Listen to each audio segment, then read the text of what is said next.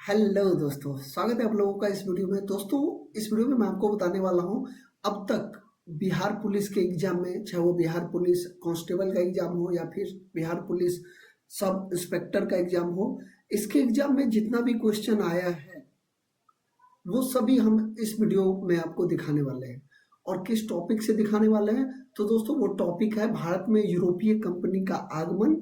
और उसमें भी हम लोग जो सबसे पहले देखने वाले हैं वो देखने वाले हैं पुर्तगाली कंपनी का भारत में जो आगमन होता है उसके संबंधित क्वेश्चन को।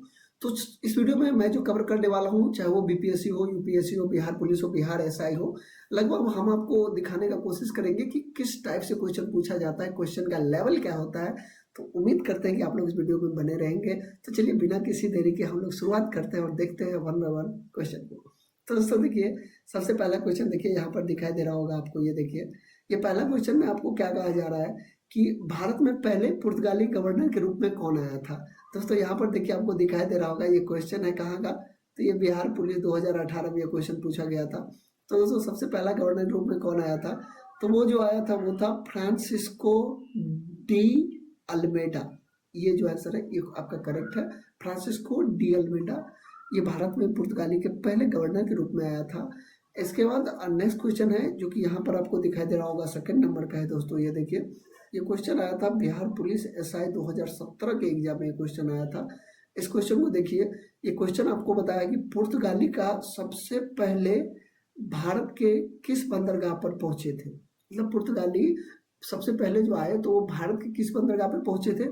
तो दोस्तों उस बंदरगाह का नाम कैलिकट था। आपको याद आ गया होगा ये कैलिकट ही है, क्योंकि यहीं पर जब वास्को डी गामा आए थे 1498 ईस्वी में, मैं यहाँ पे लिख दे रहा हूँ कि भारत में जो वास्को डी गामा आए थे वो कब आए थे। तो दोस्तों ये 1498 ईस्वी में आया था। दोस्तों ये 1498 ईस्वी में, और ये कैलिकट में ही आया था। कैलिकट बंदरगाह पे इसका जो स्वागत किया था वो जमोरिन था उस वक्त इधर का शासक।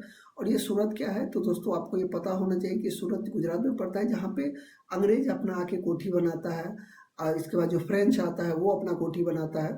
तो इसी कुछ इस प्रकार से आप इसको याद रख सकते हैं। चलिए अभी आगे मैं बढ़ता हूँ और फिर मैं बताता हूँ आपको नेक्स्ट क्वेश्चन का आंसर और उसके बारे में। तो दोस्तों देखिए यहाँ पे तीसरा क्वेश्चन ये है। ये देखिए तीसरा क्वेश्चन क्या बोल रहा है आपको कि बिहार पुलिस 2016 का ये क्वेश्चन है, और ये क्वेश्चन आपको बता रहा है कि 1509 ईस्वी में क्या हुआ था, गुजरात के सुल्तान के साथ समुद्री लड़ाई कहाँ पे हुआ था, तो दीव की लड़ाई। लड़ाई आप स्पेसिफिकली देख लीजिए क्या है, दीव की लड़ाई है। यहाँ पे देखिए दीव की लड़ाई। इस दीव की लड़ाई में क्या हुआ था, पुर्तगालियों का विजय हुआ था। ठीक है, तो उसका नेतृत्व किसने किया था ये आपको पूछा जा रहा है। तो दोस्तों एक बार मैं और इस क्वेश्चन को आपको एक्सप्लेन करता हूँ कि दीव की लड़ाई जो हुआ था ना 1509 ईस्वी में गुजरात के सुल्तान के साथ, उस लड़ाई में पुर्तगालियों की तरफ से उसका नेतृत्व कौन किया था। तो दोस्तों इस क्वेश्चन का जो करेक्ट आंसर हो जाएगा वो हो जाएगा फ्रांसिस्को फ्रांसिस्को डी अल्बुकर्क।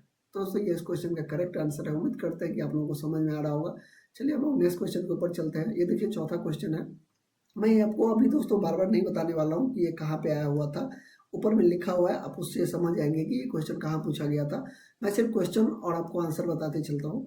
ये देखिए चौथा क्वेश्चन है जहाँ पर आपको पूछा जा रहा है कि किस पुर्तगाली अधिकारी ने 1510 ईस्वी में गोवा पर अधिकार किया।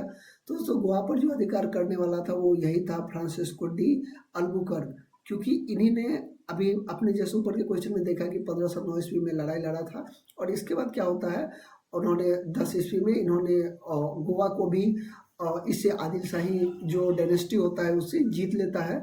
और ये इसके बाद 1610 ईस्वी में गोवा को हेडक्वार्टर भी बना देता है जीतने के बाद।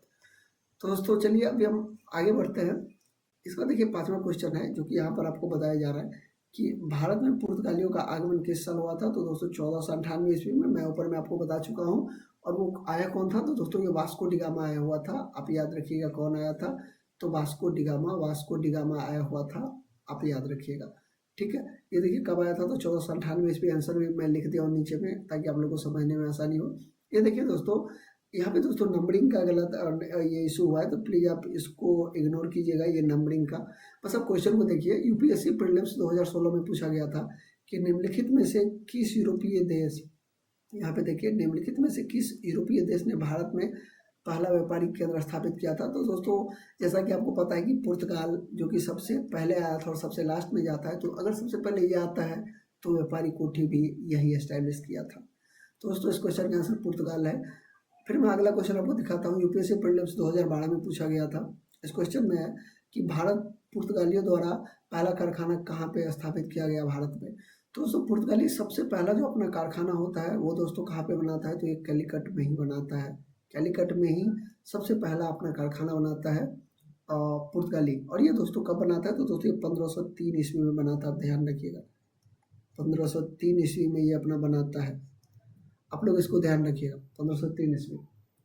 इसका बाद हम नेक्स्ट क्वेश्चन के ऊपर चलते हैं। नेक्स्ट क्वेश्चन हमारा कुछ इस प्रकार से है कि 2017 बीपीएससी का जो प्रीलिम्स हुआ था 2017 में, उसमें एक क्वेश्चन पूछा गया था। क्वेश्चन है हमारे यहाँ पे देखिए, पुर्तगालियों ने भारत में पहला कारखाना किस नगर में स्थापित किया था? तो दोस्तों फिर से वही सेम क्वेश्चन रिपीट है, आप यहाँ पे देख लीजिए। तो दोस्तों ये क्या होगा? ये कैलीकट। यूपीएससी ने भी पूछा था और बीपीएससी ने भी 2017 में पूछ लिया था। तो दोस्तों आप क्वेश्चन का स्तर देख पा रहे होंगे कि स्तर लगभग सही है, कोई इतना टफ लेवल का क्वेश्चन नहीं आता है। तो हम बिहार पुलिस या फिर बिहार एसआई के लिए जो हम प्रिपरेशन कर रहे हैं, तो अपने को इसी लेवल का इन्फॉर्मेशन याद रखना है। दोस्तों जीके जीएस में क्या होता है ना, आपके पास एक पावर होना चाहिए जो कि क्या है, वो रिकॉलिंग पावर अपने को मजबूत करना पड़ेगा। कौन सा पावर? तो रिकॉल आप किस तरीके से कर पाते हो, इस पे सब खेल होता है इसमें। क्योंकि दोस्तों आप पढ़ोगे तो बहुत बहुत पढ़ोगे, लेकिन आप जब आप एग्जाम में बैठते हो तो आप कितना रिकॉल कर पाते हो, यही मैटर करेगा। चलिए हम नेक्स्ट क्वेश्चन के ऊपर चलते हैं। देखिए दोस्तों ये एसएससी सीजीएल में भी ये क्वेश्चन आया हुआ था। ये क्वेश्चन क्या है देखिए कि भारत में पहला पुर्तगाली उपनिवेशी गवर्नर कौन था? ठीक है, मतलब यहाँ पर भी आपसे पूछा जा रहा है कि भारत में पुर्तगाल का जो पहला गवर्नर था वो कौन आया था? तो दोस्तों मैंने आपको ऑलरेडी दिखा चुका था, फ्रांसिस्को डी अल्मेडा था। और यही आंसर सही, आप देख लीजिए यहाँ पे फ्रांसिस्को डी अल्मेडा सही आंसर है।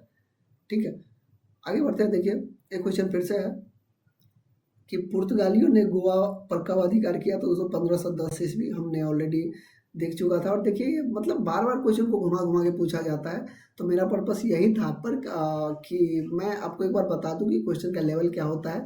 जो क्वेश्चन एक बार किसी एग्जाम में आ जाता है तो हो सकता है सेम क्वेश्चन किसी और एग्जाम में भी आपको देखने के लिए मिल जाए।